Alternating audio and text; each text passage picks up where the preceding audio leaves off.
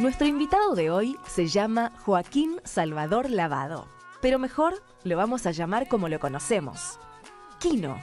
Este mendocino, creador de la incomparable Mafalda, tiene una larga trayectoria en medios gráficos que será imposible resumir aquí. Podemos decir que publicó títulos como Bien, gracias, ¿y usted?, Gente en su sitio o ¿Quién anda ahí?, y que sus trabajos fueron traducidos a varios idiomas. Entre los homenajes y las distinciones recibidas están el Conex de Platino, el Premio de la Asociación Profesional de Ilustradores de Madrid y el Premio Quevedo de Humor Gráfico. En 1982, colegas de todo el mundo lo eligieron dibujante del año y presidió el jurado del Salón Internacional de Humorismo de Montreal. Señoras y señores, con nosotros, Quino.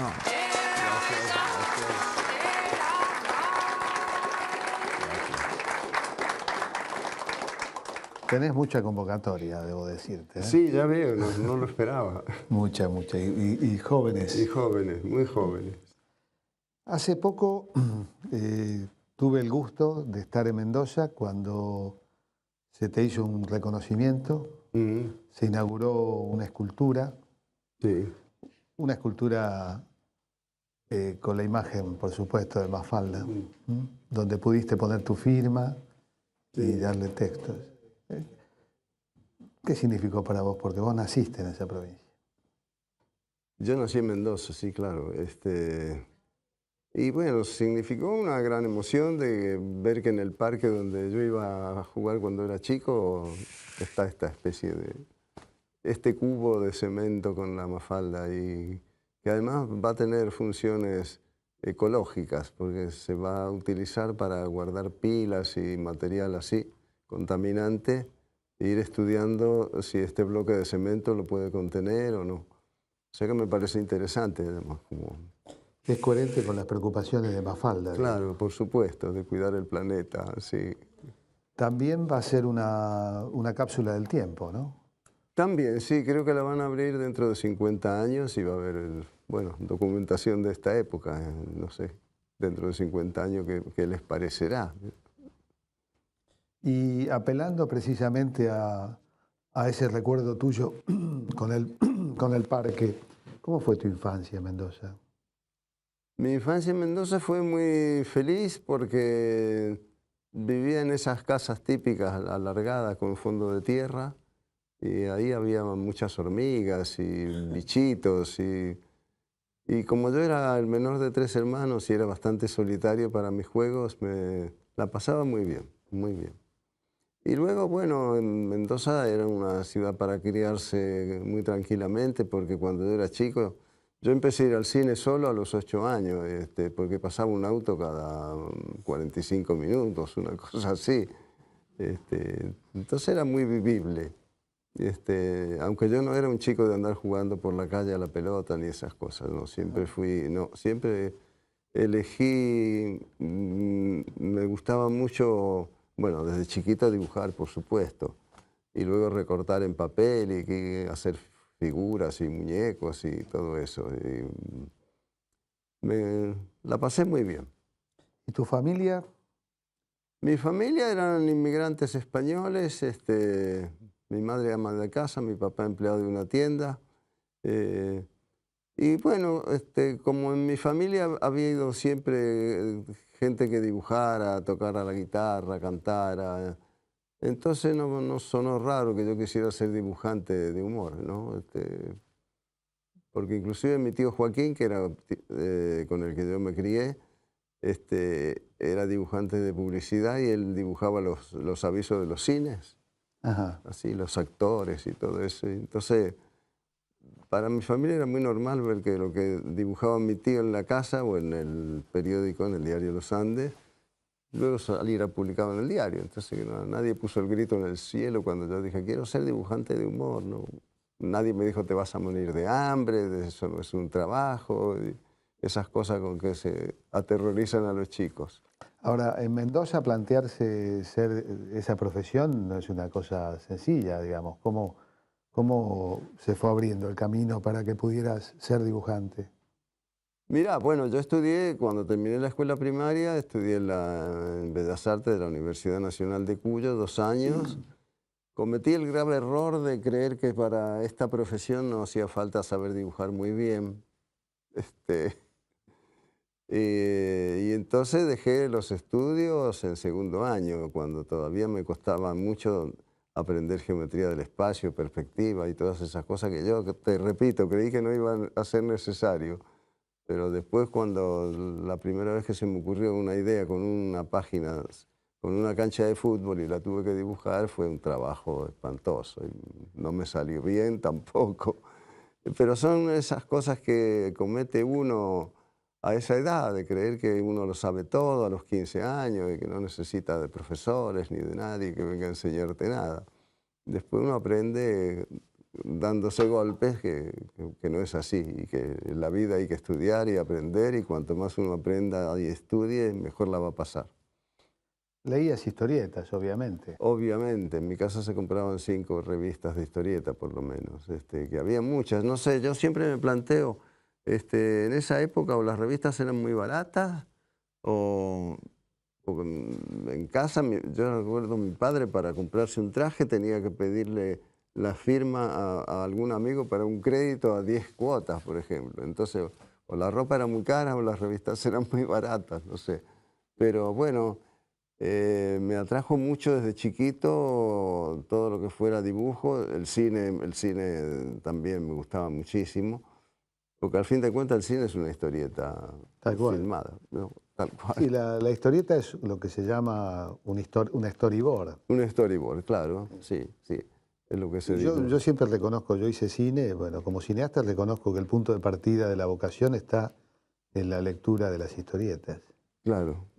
Había incluso una que se llamaba Clásicos del Cine. Sí.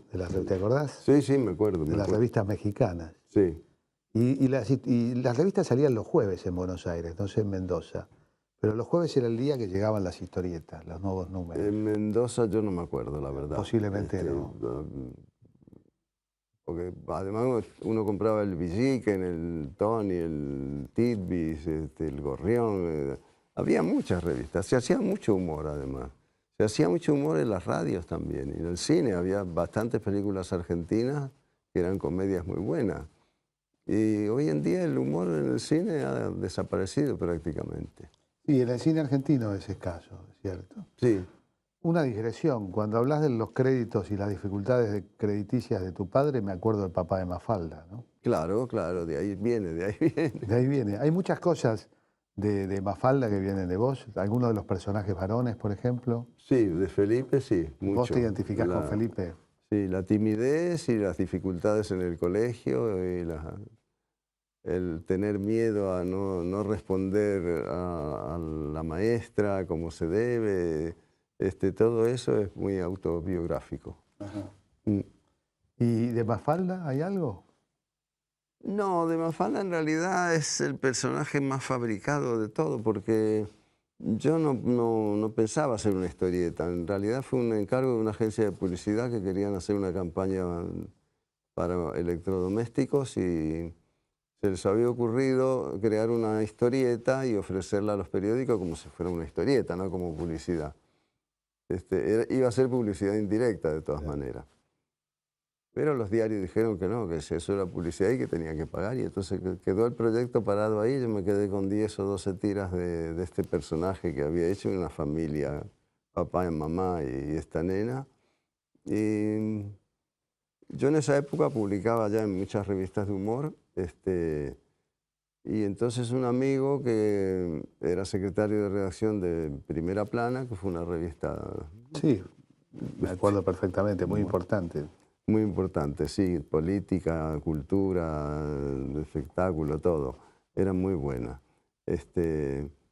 Entonces, este amigo me dijo, si para ellos, para Primera Plana, además de las páginas de humor que yo hacía, tenía otra cosa distinta, y les mostré esto y lo empezaron a publicar y me encontré con que me estaban publicando un personaje que yo todavía no conocía bien. Y esos 2 personajes, hasta que no lo elaborás 1 año por lo menos. ¿Vos eras preguntón como Mafalda en tu familia o la timidez se expandía? No, no, yo iba mucho a lo de mi abuelo, que tenía una colección que se llamaba El Tesoro de la Juventud, que era una colección educativa muy completa. Me acuerdo. Y yo iba a consultar mucho porque él tenía un rincón de las preguntas que uno se hacía, ¿no? Y de ahí estaban las respuestas, más o menos. Y eso me apasionaba muchísimo. Y entonces, bueno, las preguntas, más que habré hecho las que preguntan todos los chicos, por supuesto, ¿no? Pero no he sido particularmente así un chico como Mafalda, de Ajá. perseguir a los padres para que le explicaran cosas. No, eso no. La historieta de aquel entonces, estamos hablando de los años 40, 50, la historieta es la historieta popular, la historieta de costumbres, de alguna manera, ¿no? De costumbres y de personajes con una sola característica, por lo general, ¿no? Estaba Don Fulgencio, que tenía el carácter infantil, Avivato, que era un tipo que se avivaba con los amigos y con todo el mundo. Langostino. Langostino, Fulmine, todos tenían una característica así que los marcaba mucho.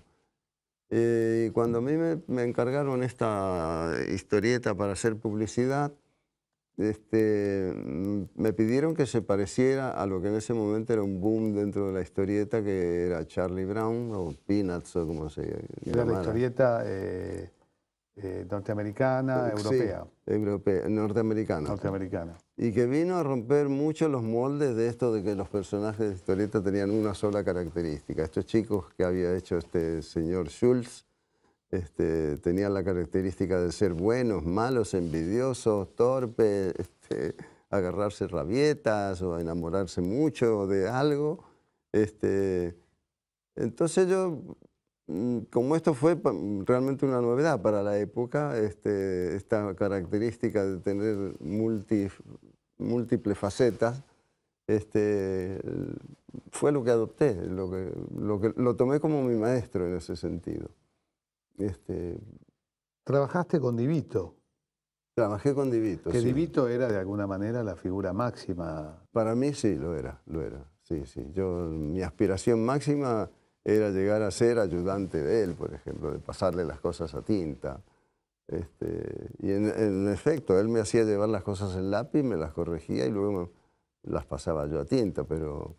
¿Cómo era el trabajo técnicamente? O sea, ¿cómo se concebía? Porque una historieta, vos lo dijiste, en el cine vos tenés imagen y texto. Sí. En algunas historietas es solamente imagen, el texto está en la imagen, que eso es una característica muy presente en todo lo que vos has hecho que no sea Mafalda. Claro, mi ideal hubiera sido hacer siempre historietas sin texto, ¿no? Pero claro, hay situaciones que es muy difícil explicarlas si no le agregas un texto.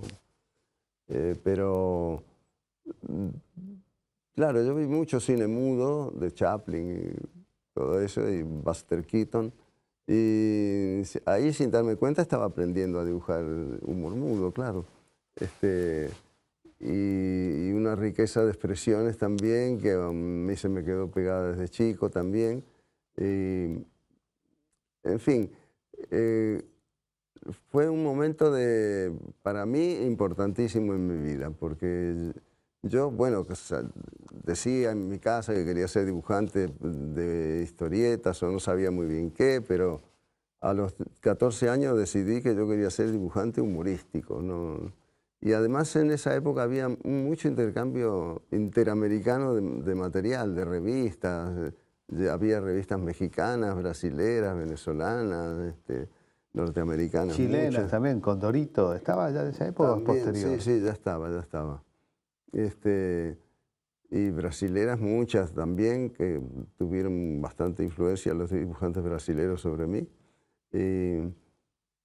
Entonces era muy lindo, porque luego eso se ha perdido. Hoy no llega cine, en la Argentina no llega cine casi de ningún país latinoamericano. Y en material así de revistas y todo eso también hay muy poca difusión, no hay un intercambio muy intenso. Es una pena porque eso nos separa, ¿no? Seguro. Sí, es muy grande el desconocimiento de lo propio. Es uno de los grandes problemas culturales que forma parte de todo un periodo como de construcción de los propios consumos culturales, ¿no? Sí. Sería, bueno, podríamos politizar la conversación. Sí, yo estoy de acuerdo, estoy de acuerdo. Porque evidentemente eso, yo estoy seguro, empieza después del 55, cuando se desnacionaliza cuando de alguna manera las grandes discográficas realizan pactos y acuerdos con las emisoras radiales y televisivas, Claro. y empiezan a aparecer otros contenidos que por supuesto excluyen a lo propio en gran medida, ¿no? Sea el tango, el cine, y ni que hablar del cine latinoamericano. Latinoamérica produce casi 300 películas por año, y apenas si vemos las nuestras. Sí, apenas si vemos las nuestras. Y hablando de política, ¿en tu familia se hablaba de política? Muchísimo, muchísimo. ¿Sí? ¿Qué posición? Porque eran, digamos, tus padres eran andaluces, sí, pero vos te quedaste solo muy joven. Sí, a los 15 años ya, pero bueno, mis padres vivieron la guerra civil española. ¿Tenías hermanos y tíos? Sí, claro, dos no hermanos. Es la palabra sola. Dos hermanos y tíos, y eso sí. Pero ¿Ellos vivieron la guerra civil? no la vivieron, porque ellos se vinieron en el año 19. La guerra empezó en el 36. Pero bueno, se discutía muchísimo de política y de todo lo que estaba pasando en Europa y en el país. Y todos les interesaba muchísimo la política. Eran, digamos, de tendencia socialista. Eran republicanos españoles, claro, eran antifascistas. ¿Eran andaluces tus padres? Eran andaluces, Es sí. una inmigración curiosamente no tan frecuente. La mayoría de los españoles son de Galicia, vascos, Sí, catalanes. Andaluces fueron de la primera oleada, la oleada de la conquista. claro, por eso, sí, las universidades, la de Córdoba y eso, participaron mucho andaluz, sí, claro. ¿Ellos de qué ciudad eran? Ellos de un pueblito que se llama Fuengirola. Fuengirola. Lo menciona, yo creo que lo menciona Serrat en alguna de sus canciones. No, lo menciona Sabina. Sabina. Sabina sí, lo sí. menciona en una de sus canciones. Sí, es un pueblito que nada que ver con lo que ellos me contaban de cuando ellos dejaron ahí, que era un pueblito de pescadores. Cuando yo lo conocí ya en los años 60, estaba todo lleno de hoteles de 14 pisos, escritos en holandés y en alemán. Pero bueno, me marcaron mucho y el sentido del humor de los andaluces en mi casa lo había muchísimo. Mi abuela era muy graciosa, era comunista, militante, y había muchas peleas porque mis padres comunistas no eran. Entonces ella venía a vender bonos del Partido Comunista a casa y se armaban unas discusiones. Sí, sí, sí. Lo contrario de la idea de una abuela conservadora, ¿no? Claro, claro, sí. Bueno, vamos a seguir hablando del próximo bloque con Quino.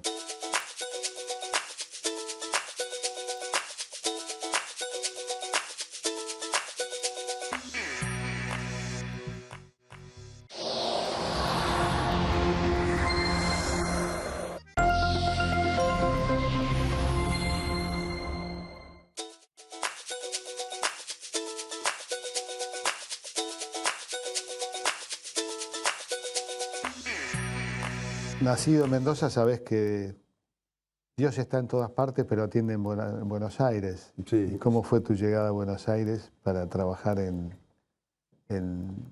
las primeras divisiones de la historieta? Mira, fue muy difícil. Primero porque yo era la primera vez que salía de Mendoza. El choque con la gran ciudad fue muy violento. Tener que abandonar mi casa, tener que vivir en pensiones en Buenos Aires con 3 o 4 personas en la misma pieza, no fue nada fácil, me costó mucho, mucho adaptarme. Y luego los modismos, el idioma, palabras que yo venía diciendo de Mendoza que acá no se entendían, no sé, sufrí mucho. Pero bueno, a medida que fui recorriendo las revistas con mi carpetita y me empezaron a dar consejos los dibujantes como Doval, así, que me corregía también mucho él mis dibujos, me daba consejos qué tenía que hacer en vez de estos otros. Me fui metiendo de a poquito y una vez que me empezaron a publicar ya los primeros dibujos en un semanario que era también de actualidad política, que se llamaba Esto Es, bueno, me fui metiendo de a poquito y me fui adaptando. porque claro, el tango yo tampoco lo entendía al principio, no tenía la menor idea. Para mí la música era otra, ¿no? Las tonadas. Las tonadas, claro, las cuecas. Y tango escuchaba mucho por radio, pero no entendía las letras tampoco, claro. El lunfardo. No. Así que sí, fue un periodo duro, pero bueno, llevo ya 50 y pico de años viviendo en Buenos Aires, así que... Ajá. Sí, y de alguna manera tu Mafalda es sumamente porteña, ¿no? Uno no la imagina viviendo en otro lado. No, con un carácter muy universal, pero tiene como una identidad. Sí, pero yo la ubiqué en San Telmo porque era donde yo, la primera, cuando nos casamos con Alicia, teníamos un departamento muy chiquitito ahí en San Telmo, que en esa época era un barrio muy lindo, no estaba lleno de autopistas y cosas que se hicieron luego. Y el barrio era muy barrio. Entonces, bueno, lo ubiqué ahí, el almacén de un Manolo y todo eso. Y si te fijas, las calles de donde está sentada Mafalda en el borde de la vereda y todo eso son muy de esa zona de San Telmo, ¿no? Con calles de adoquines. ¿Qué edad tenías cuando viniste a Buenos Aires? Yo en el primer intento tenía 18 años, vine, di una vuelta por las editoriales, tuve muy mala pata, no me publicaron nada, ni me dijeron que las ideas eran buenas, pero el dibujo todavía me faltaba mucho, así que me volví a Mendoza, hice el servicio militar, y cuando salí del servicio militar ya me vine más dispuesto a quedarme, con la ayuda de mi hermano mayor que me sostuvo muchísimo en ese sentido. Yo tenía 23 años. 23 años. Sí. ¿Conociste a Coppi, a Oski, a algunos de los historietistas también de vanguardia de aquel momento, no? Sí, el Coppi fue el más de vanguardia de todos, en realidad. Él era muy jovencito, tenía 17 o 18 años y salió con esta mujer sentada con un manejo de silencios y de espacios que hoy veo que Tute, por ejemplo, los tiene mucho en la realización de sus historietas. Esto de hablar. El Tute maneja muy bien esos espacios, los silencios en una historieta, que es difícil manejarlos bien, es como en el cine, ¿no? Manejar bien los silencios en el cine también es raro, es difícil. Pero no sé, la ciudad me impresionó mucho, la multivariedad porque claro, en Mendoza uno estaba acostumbrado a irse a la calle San Martín, pasear por ahí, y la gente se la encontraba 3 veces en el mismo día. Entonces, el conocer gente así de otras provincias y de otros países fue muy enriquecedor, muy enriquecedor. Y Primera Plana estuviste un tiempo, después te tuviste que ir, te fuiste. ¿Por qué te fuiste de Primera Plana? De Primera Plana me fui porque a los 6 meses de estarme publicando la historieta, un diario de Bahía Blanca me escribió una carta pidiéndome la historieta para republicarla a ellos. Entonces yo fui muy contento a Primera Plana, que pedir los originales que les había dejado para después publicar los diarios de Bahía Blanca. Y me dijeron que no, que los originales no eran míos sino de ellos. Entonces, que era una idea bastante difundida en la época, te diré, ¿eh? Que las editoriales eran los dueños, claro. No se registraba además la obra, no registrabas vos los dibujos, ¿no? No, uno era un inexperto también, hasta que Miguel Brascó, como abogado, no nos ilustró a todos de los derechos que teníamos nosotros sobre nuestro propio material, que era para publicarlo una sola vez en una publicación y que el dueño de ese material era uno, no era la editorial. Pero esto fue una batalla que duró bastante y hasta no hace mucho había intentos de quedarse con el material de los dibujantes, de los autores, ¿va? Casualmente, tu primera edición de Mafalda se la dedicás a Miguel Brascó, ¿no? Sí, claro. Que le mandamos un saludo. Bueno, claro, por supuesto. No, es un hombre que nos ayudó muchísimo a todos. Y a Utant, le aclaramos, ustedes ni idea tienen quién es Utant. No, Utant era el secretario general de las Naciones Unidas en los años de la guerra de Vietnam y eso. Y era un personaje con una importancia, políticamente tenía mucho peso. Hoy, lamentablemente, el secretario general de las Naciones Unidas no cuenta para nada, prácticamente, en política internacional. Acá esta dedicatoria está, Mafalda la mira con ironía y dice, ¡zas! La nota sentimental.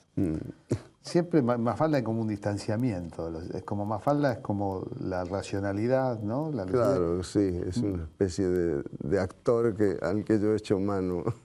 ¿Vos sos sentimental? Creo que sí, soy nostálgico más que sentimental, pero sí, bueno, todos los argentinos tenemos bastante de nostálgico y sentimentales. Si no es con el tango, es la tonada, si no con la baguala, si no con... Sí. Toda nuestra tradición cultural está atravesada por ese sentimiento de extrañamiento que tiene que ver con el origen, seguramente, ¿no? Sea el origen inmigratorio o el origen criollo originario. La historieta ha sido considerada por muchos como un género menor, y sin embargo es un género único en su tipo, que tiene caminos y formas de expresión imposibles en otros géneros. Y de alguna manera yo creo que vos y muchos otros historietistas han elevado el género a... El que contribuyó, perdón, mucho a elevarlo fue Umberto Eco, cuando le dio a la historieta una posición literaria, digamos, dentro de la cultura popular. Hasta entonces, sí, se la consideraba un arte menor. Pero bueno, cuando uno te ve a vos o ve a Caló y tantos otros, uno se da cuenta que es un género único, que no se puede reemplazar, que no hay alternativa de reemplazarlo. Esa síntesis en un solo cuadro o en varios cuadros, sí. Ese principio, desarrollo y fin, que puede estar con un mensaje o no, con una ironía, con humor, con surrealista, con infinitas posibilidades. Lo ponen en un lugar único. Ahora vos pensás que hay una crisis del género. La crisis del género se está produciendo porque todavía no... la aparición del libro electrónico creó muchas expectativas. Y se pensó que iba a ser un boom, que enseguida el libro de papel iba a desaparecer. Y entonces ahora están en una etapa de transición las editoriales que no saben, se encuentran con que hay varios formatos de lectura para el libro electrónico, pero no están unificados. Entonces el que tiene un sistema no puede acceder a los libros electrónicos para otro sistema. Hay un poco de desorientación en este momento.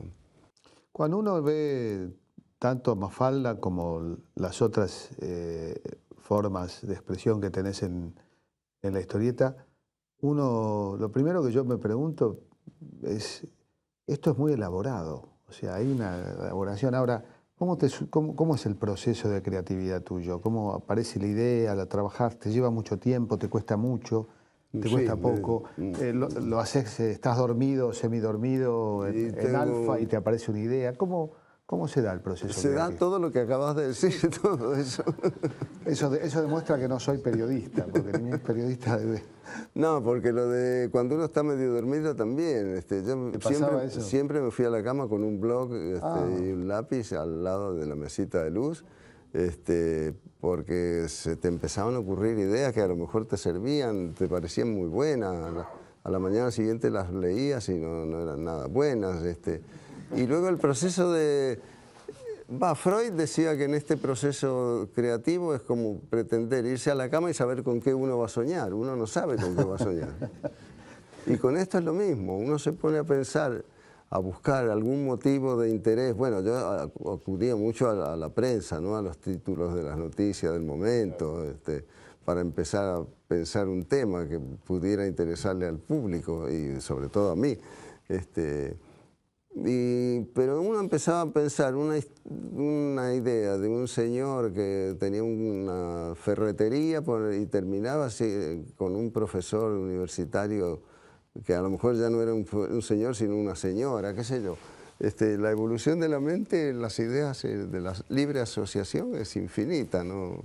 Entonces uno no sabía nunca cómo le iba a quedar la página, porque a menos que uno hubiera visto algo que lo impresionaba mucho, Y entonces quisiera hacer específicamente un tema así, pero si no, no empezaba pensando en una cosa y terminaba haciendo otra. ¿Y qué pasa cuando uno tiene que entregar a diario el trabajo? Porque esto no ayuda, la obligación te La servía. obligación ayuda, sí, eso es lo que a mí me daba mucha rabia, porque si uno tiene 4 días para entregar una página, los 3 primeros no se le ocurre nada. El último día, última hora, Caloi era famoso porque entregaba su tira en el diario, le decían que un día la rotativa le iba a rebanar los dedos, porque sí, y yo también era así. A presión, digamos. A presión, a presión. Y alguna vez he escuchado que, bueno, el dibujo no era una cosa, bueno, vos lo decías, lo dijiste al principio, pero como que el dibujo te costaba un poco, que no Sí, es que te salía naturalmente. No. Y eso también era una dificultad para la entrega. ¿Cómo hacías? Eso es una dificultad. Y bueno, yo en la época en que hacía Mafalda, por ejemplo, me tomaba 4 horas me levantaba y me tomaba 4 horas para la idea y 4 horas para dibujar la tira. Con lo cual ya eran 8 horas del día y además tenía que estar entregando... ¿Una tira? Sí, una tira. Por eso cuando la gente te pide, a ver, poneme algo gracioso como Mafalda, ¿no? Eso llevaba 8 horas de pensar, ¿no? Que a uno se le ocurren las cosas así. Así como reconoces en Felipe semejanzas. Yo recuerdo algunos amigos a los que le decíamos Felipe, ¿no?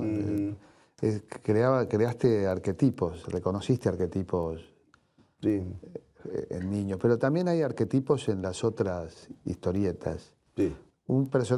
Hay 2 personajes, dos arquetipos recurrentes en tus historietas.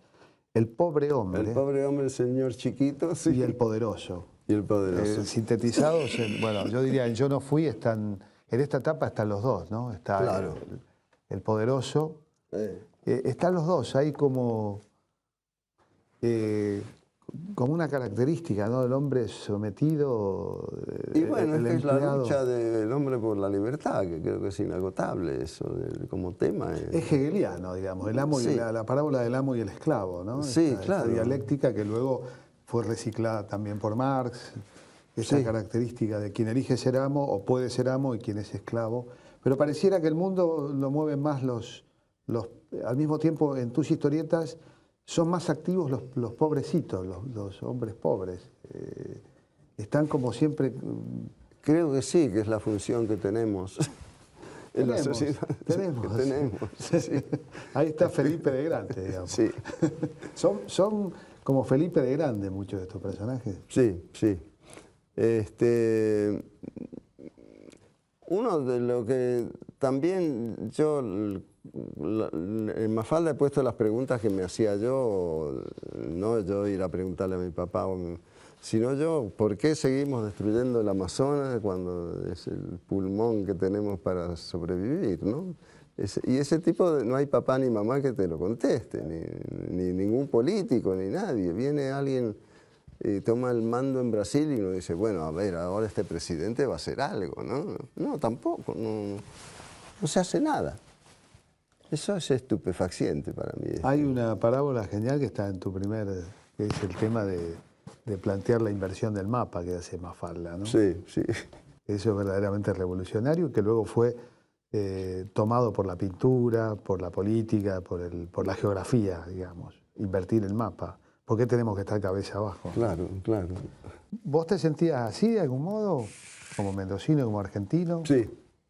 Como argentino siempre he tenido la noción de que uno está en un rincón del mundo ahí, junto con Chile.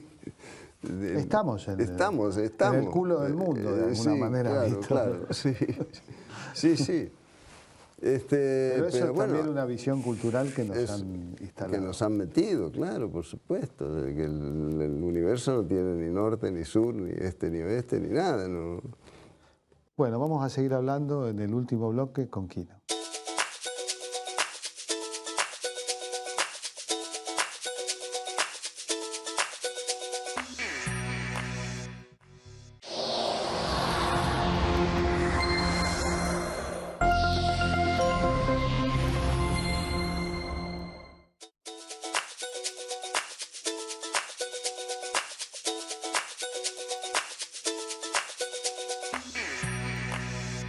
trabajo, bueno, atraviesa periodos muy cambiantes de la Argentina reciente y no tan reciente. Sí.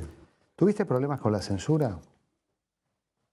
Sí, bueno, yo cuando vine de Mendoza a la capital, ya en todas las redacciones me dijeron que dibujos sobre religión no, sobre militares no, sobre divorcio no. O sea que me autocensuré inmediatamente. Y bueno, después uno trataba de encontrar una manera de que no fuera una cosa muy directa lo que uno quería criticar o algo así, pero sí, tuve bastante, sí. El tema, sin embargo, de lo militar, el tema de la guerra está muy presente en muchas de Sí. el tema de la Bueno, paz. porque para mí la guerra, primero la Guerra Civil Española, como te decía antes, y luego la Segunda Guerra Mundial me marcó mucho mi infancia, porque yo iba al cine y veía todos los noticieros de lo que estaba pasando en Europa, y los bombardeos, y las muertes, y los campos de concentración, cuando Eisenhower entró directamente ahí con sus tropas. Todo ese horror lo vi de golpe, así, ¿no? Bueno, como sabés, nos acompañan alumnos Sí. de escuelas, voy a mencionarlos. Taller Pura Palabra, Taller de Historieta Eugenio Sopi, Carrera de Periodismo de la Universidad de Avellaneda, la Escuela de Dibujo La Doble L, de Mundo Villa, del Taller de Periodismo de Mundo Villa, y de la Casa del Bicentenario de la Villa 21. Vamos a una primera pregunta. A ver, allí. Hola. Sí, yo soy Martín Ferrari, de la Escuela Eugenio Sopi de Morón. Quería preguntarle, bueno, ¿cuándo considera que la historieta empezó a alejarse de las masas populares y qué tendría que hacer para volver a acercarse a ellas? Bueno, creo que se aleja un poco de las masas populares desde el momento en que las masas populares no disponen del dinero suficiente como para tener acceso a revistas de humor, historieta y todo eso. ¿Qué tendría que hacer? Yo lo que sé que están haciendo los chicos hoy, cada uno buscarse un sitio, hacerse un sitio en Google o estas cosas así, porque hoy tener dónde publicar un trabajo es muy difícil. Me han dicho que está la red llena de cosas maravillosas. Yo como no la frecuento por problemas que tengo de vista que no la veo bien, no sé decirte, pero creo que el futuro va a venir por ese lado, por el lado de la informática y de las redes sociales. Bien, otra pregunta. Hola, buenas tardes, maestro. Mi nombre es Pablo Fernández y soy el profesor de la Escuela WL en el taller de ilustración. Y quería que usted nos cuente qué tan importante es Saúl Steinberg, tanto para su obra como para nosotros que estamos trabajando en esto. ¿Qué tan importante es? Bueno, yo creo que la historieta siempre, para mí por lo menos, lo que yo he pretendido darle, un rol social de actualizarte temas o advertirte un poco sobre temas que habitualmente pasan desapercibidos para la mayoría de la gente. Claro, hoy ha cambiado mucho la política en ese sentido, porque en una época un poco mi función yo la sentía como que era desenmascarar políticos mentirosos y ese tipo de cosas, pero la política se ha hecho tan desmascarada ya que es todo tan evidente lo que pasa que nadie puede andar desenmascarando a alguien que... Es todo muy evidente hoy, esa es la dificultad que yo veo de la época en que yo empecé a trabajar. Mafalda fue llevada al dibujo animado, ¿no? En Cuba. Primero en la Argentina. En la Argentina. En los años 70, sí, sí. Pero tenía el defecto de que las voces te alejaban de los personajes. Después se hicieron en Cuba y para evitar este problema se hizo en este gran blog que se habla en los dibujos animados, ¿no? Que dicen cosas pero no dicen nada concreto. Pero ahí tenía el defecto de que no decía las cosas que decía Mafalda, claro. Entonces perdía mucho. Claro, porque del dibujo para chicos apareció después el género de un dibujo... De alguna manera la historieta se recicla en la animación, ¿no? Sí. ¿Qué opinas de Los Simpson? ¿Lo has visto? ¿Lo ves? Me gusta muchísimo, me gusta mucho, sí, sí. Me pareció siempre, desde que aparecieron, una gran cosa. ¿Hay otra tira que te haya gustado, así de las que hay hoy? No, no, pero veo poquísimo, veo poquísimas series, poca televisión, casi no veo. Vamos a otra pregunta. Allá. Hola, me llamo Verónica Segura, soy mexicana y bueno, me ha parecido que la mujer hipermoderna es un híbrido un poco perverso de Libertad, Susanita y Manolito. Le quiero preguntar a usted, maestro, si fuera a crear una tira en donde el personaje principal fuera una mujer moderna, posmoderna o como se llame, de mediana edad, ¿qué características le daría a esta mujer? No tengo mucha idea, porque yo lo que hice con la Mafalda me vi facilitado porque yo tenía 5 sobrinos muy pequeños. Entonces sabía muy bien lo que tenían los chicos en la cabeza y en esa época. Hoy no tengo la menor idea que tiene un chico de 6 años en la cabeza, porque no lo frecuento. Ya mis sobrinos han crecido y bueno, han nacido nuevos nenes, pero son muy chiquitos todavía. Así que no sé, no me animo a contestarte. Otra pregunta. Soy Mariano Maujo de la Escuela de Historieta Eugenio Sopi y quería saber si alguna vez pensó en cambiar de profesión. ¿Si alguna vez? Pensó en cambiar de profesión, dedicarse a otra cosa. No, jamás se me hubiera ocurrido porque no sé hacer... Nunca hice otra cosa que dibujar, no sé. Me hubiera gustado tocar un instrumento, por ejemplo, eso sí, pero no se me ocurrió otra cosa, ¿no?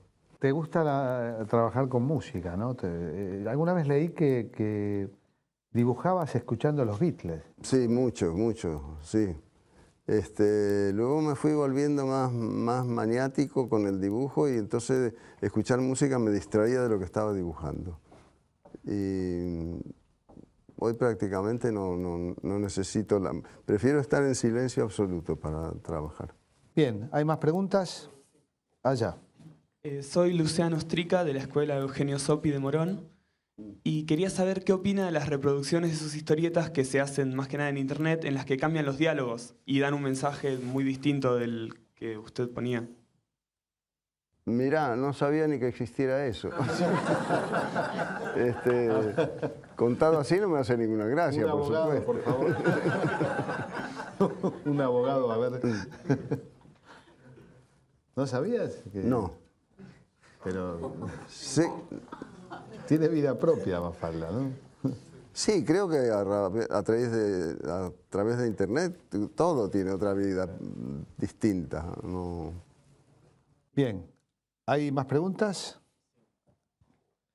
Soy Nicolás Villordo de la Escuela de Historietas Eugenio Sopi y quería saber qué opina acerca de la nueva generación de dibujantes, lo que sería nuestra Bueno, época. te digo, como decía ahora, veo muy poco de eso, no puedo opinar. Sé que a través de las redes están haciendo los chicos jóvenes que recién quieren publicar sus ideas, lo hacen por ese medio, pero como no lo frecuento, no sé.